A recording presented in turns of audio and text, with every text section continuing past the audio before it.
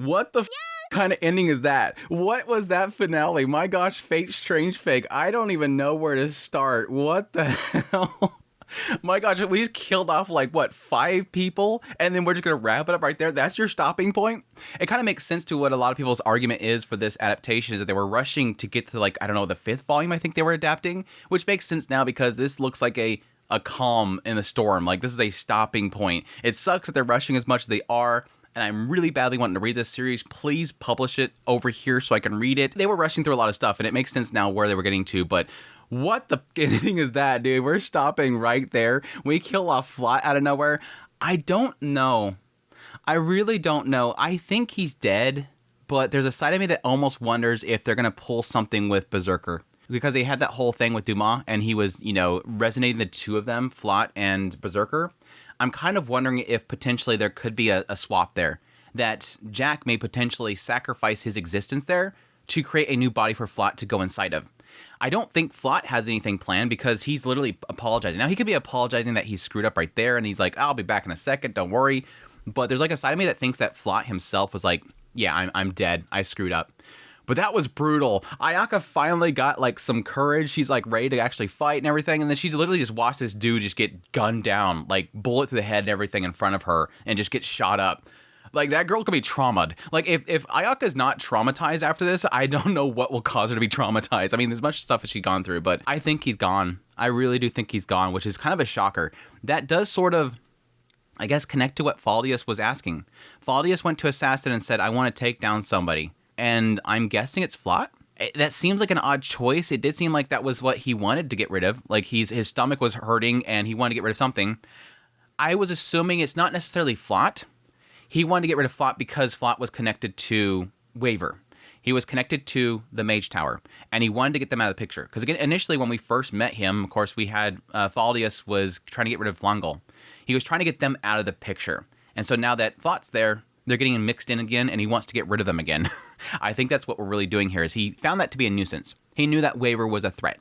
Now, it's odd because it never really showed us having Faldius, really considering the interference of Waver, but it could still be there. It could be what he was going after. I'm assuming that shot was from Assassin. But no, that was a sniper. That wasn't necessarily somebody that could turn into a sniper. So maybe it was just somebody with his crew, and Assassin's going after somebody else. Either way, it sucks. I didn't have like a massive attachment to Flot, but I think it was really cool. Like, the dude was really, really cool. He was really smart and everything. And again, that does make sense as to why Faldius would want to get rid of him. He's a massive threat, but either way, the rest of the episode, I guess we should go a little bit by bit. Let's cover Richard stuff first, because I think that's probably a good chunk of the episode. Richard, of course, running into, Francesca. Francesca introducing the other Francesca, which is called Francois. And I'm talking about how, nice to meet you again, you person that has some power that I don't really understand, and how they're making fun of her. And then he just kind of steps forward and says, no, she's great. Ayaka's got the eyes of a wolf or whatever, or fox, but she's not deceptive or whatever. Oh, we have to apologize. At this point, it seems like Francesca wants to mess with Richard. So they pull them to the Fourth Holy Grail War, where they have the meeting between, Alexander and everybody. And, there's like a disagreement as to what Arthur wants. And it does seem like there's twofold here. They're trying to, what Richard believes, test what Richard knows about Arthur. And one of the things, is sticking point seemingly for them, is that, oh, you knew that it was a female all along? That's surprising.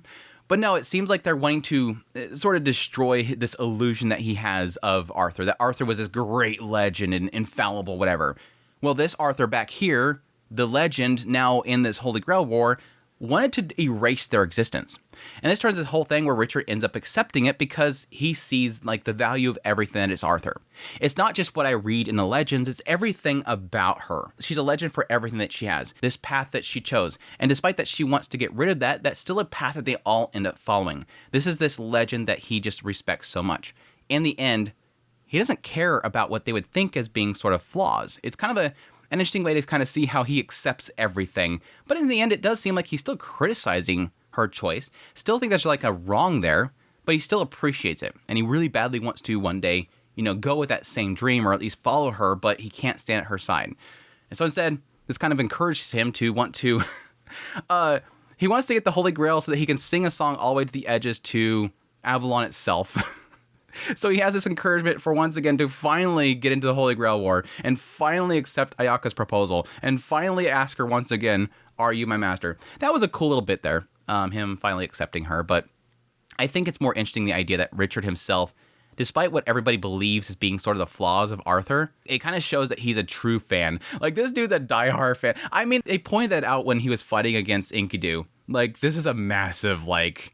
This is an Arthur otaku right here. This guy's devoted no matter what to everything Arthur. Like, it doesn't matter what you give him. You can give him the nastiest like sides of her, and he's like, yeah, whatever, I don't care.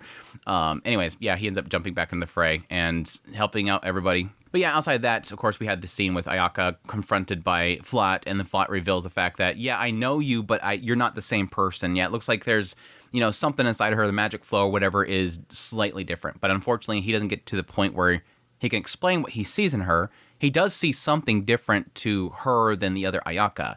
So at least implies there's something going to be significant there. On the side of Jester, though, that was interesting. The fact that he's claiming that he wants to deny all of humanity, and yet right here, as Hansa kind of points out, you claim that you want to reject all of humanity and that you want to be like this stain upon humanity and destroy it or whatever, and yet you accept Assassin, something that is a hero that is like literally the culmination of history. That doesn't seem right. There's a little bit of hypocrisy there, but it ultimately comes to the point where they reveal they have found exactly, I'm guessing, the true name of Jester. I'm guessing that's what they're doing there. He says Dorothea, and this is a name that was given to them by Vandalstem. Vandalstem has turned against him, apparently claiming that he's not a true dead apostle, or at least he's a fake one or something like that, because he is accepting humankind. He's kind of just picking and choosing when he wants to be involved with humanity. And so he's kind of betrayed him. And yeah, this leads to, I like how it reveals that, yes, technically Flot had met him at some point and grabbed his number. And so he just gave him a buzz. Like, oh yeah, I knew somebody that was a vampire and I just gave him a call and got this guy's number. As much as I hate Jester because of how much he messed up Subaki, I give him credit here for at least like owning it. Like, hey, I don't care. I'm being hypocritical, but I don't care because I like Assassin. She's a beauty. She's a humanity. I hate reject humanity, but I'm going to accept this one thing. I'm going to destroy all of humanity except for this one humanity. Then I'm going to keep her for myself and embrace this one humanity. Yeah. What was great was when suddenly out of nowhere, the Grim Reapers show up and they're everywhere in the town. Assassin immediately believes that he's going to go after Subaki and goes rush out there. And this skeleton like hits the entire building and destroys it. And Hans and all them jump out in parachutes.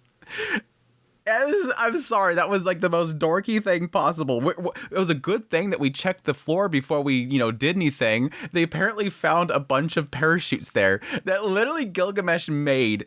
You know that Gilgamesh made them because he talked about the fact that this place is... Tine was saying the place is vulnerable to attack, and so he's like, well, I'll make a bunch of parachutes so that way you can jump out of the building. Sure enough, they get to use the parachutes. That was so cheesy. I love it. I'm not sure who made them. Gilgamesh. That's when we cut over to Sigma. Sigma's trying to take out Jester, and here's Subaki screaming outside. She's noticed the ghosts or the Grim Reapers. And this sucks. This absolutely sucks that, yeah, between the parents and Jester, it seems like they're impressing upon her that, yeah, the things that are over there, they're your ally. Well, what about the townsfolk? Don't worry about them. They're disposable. Just focus on your magecraft. And this leads her to the decision that she's failed again. I don't really 100% entirely understand this decision. I mean, I get it. It's the fact that this is a child and everything is being weighed upon her and she's being messed with. Jester's screwing with her really bad right now. Her parents are letting all this crap happening. They're manipulating her as well. Like, this is not something that a child should have to be dealing with.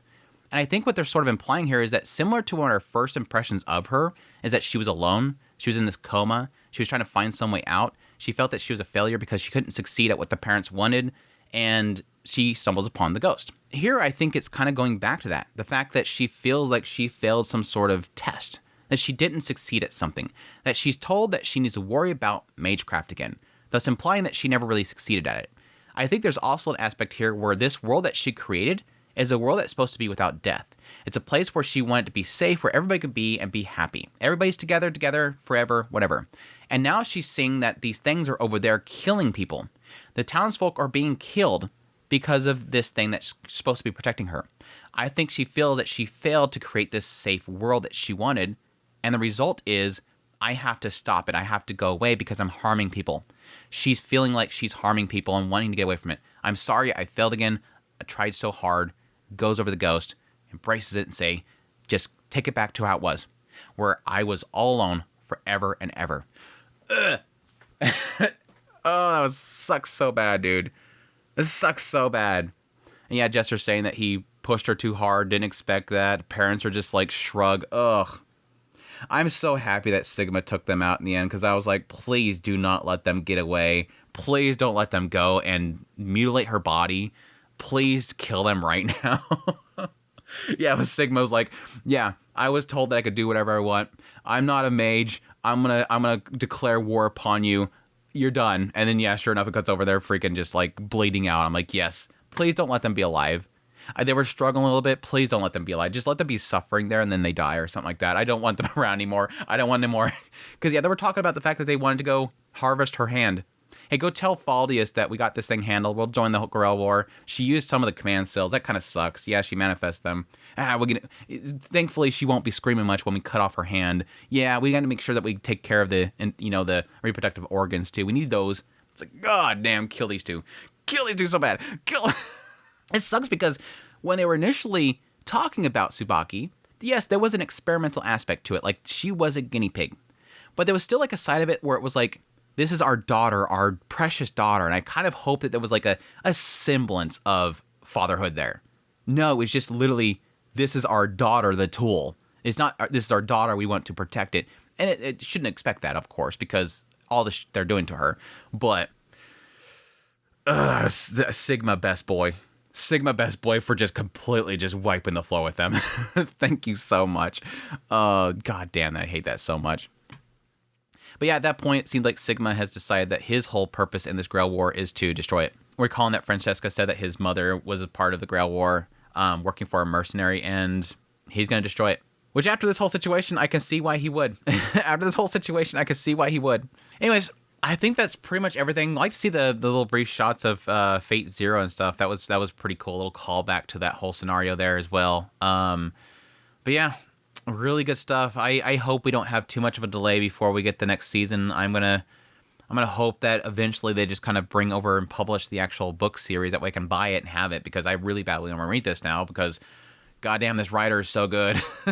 and it's like, I think they did a good job of adapting. It's obviously going to be a different perspective for those that have actually read it. They're going to know a lot more that it's missing.